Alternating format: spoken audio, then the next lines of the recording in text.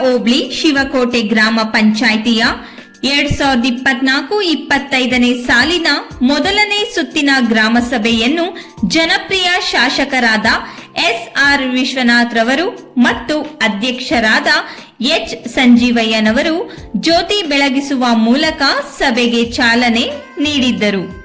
ನಂತರ ಅಭಿವೃದ್ಧಿ ಅಧಿಕಾರಿಯಾದ ಪಾರ್ವತಮ್ಮ ವರದಿ ಮಂಡನೆ ಮಾಡಿದ್ದರು ಮತ್ತು ವಿವಿಧ ಇಲಾಖೆಯ ಅಧಿಕಾರಿಗಳಿಂದ ಇಲಾಖೆಗೆ ಸಂಬಂಧಪಟ್ಟ ಮಾಹಿತಿಗಳನ್ನು ಕೊಡಲಾಯಿತು ಮತ್ತು ಮುಖ್ಯ ಅತಿಥಿಗಳಾಗಿ ದಿಬ್ಬೂರು ಜಯಣ್ಣನವರು ಆಗಮಿಸಿದ್ದರು ಹಾಗೂ ಅಧ್ಯಕ್ಷರಾದ ಎಚ್. ಸಂಜೀವಯ್ಯ, ಉಪಾಧ್ಯಕ್ಷರಾದ ಗೌರಮ್ಮ ಮತ್ತು ಸದಸ್ಯರುಗಳು ಸುರೇಶ್, ಮುನಿರಾಜು, ಮುನ್ಲಕ್ಷ್ಮಮ್ಮ, ಸುಜಾತ, ಮಂಜುಳಾ, ಪ್ರಮೀಳಾ ಮತ್ತು ಆಶಾ ಕಾರ್ಯಕರ್ತರು ಹಾಗೂ ಅಂಗನವಾಡಿ ಕಾರ್ಯಕರ್ತರು ಹಾಗೂ ಅಕ್ಕಪಕ್ಕದ ಗ್ರಾಮಸ್ಥರು ಭಾಗವಹಿಸಿ ಗ್ರಾಮ ಸಭೆಯನ್ನು ಬಹಳ ಅಚ್ಚುಕಟ್ಟಾಗಿ ನಡೆಸಲಾಯಿತು.